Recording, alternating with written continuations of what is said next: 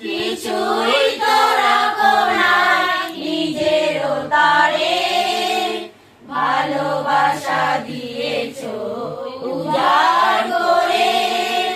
কিছুই তো রাখো নাই নিজের তারে, জানাই ধন্যবাদ কৃতজ্ঞতা, জানাই ধন্যবাদ কৃতজ্ঞতা।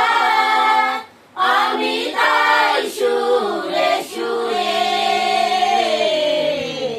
আমি তাই সুরে সুরে তোমারই করুণা ভালোবাসা পেয়েছি জীবন ভরে।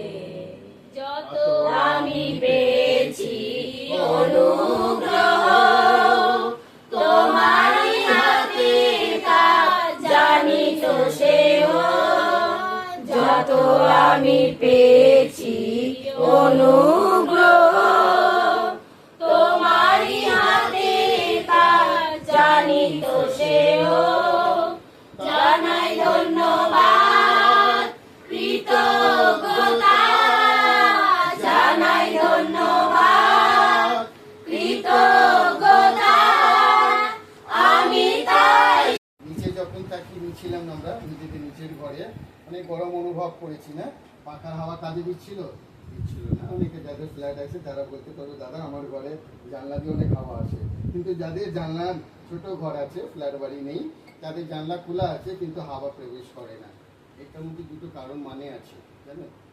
যখন আমরা নিচে থাকি মানে শয়তানের মধ্যে থাকি তখন ঈশ্বরের অনুগ্রহ পাই না, আর যখন আমরা ঈশ্বরের মধ্যে থাকি তখন এরকম হাওয়া আসে। তখন আমাদের জীবনে সমস্ত দুর্বলতা, আমাদের জীবনের সমস্ত কষ্ট তখন এই হাওয়া দূর করে দেয়। আর এই হাওয়া হচ্ছে সেই পবিত্র আত্মা। আর সেই পবিত্র আত্মা যখন আমাদের মধ্যে প্রবেশ করে তখন আমরা চিৎকার করে বলি, প্রভু তুমি আমার ঘরে এসেছো, আমি কত আনন্দিত।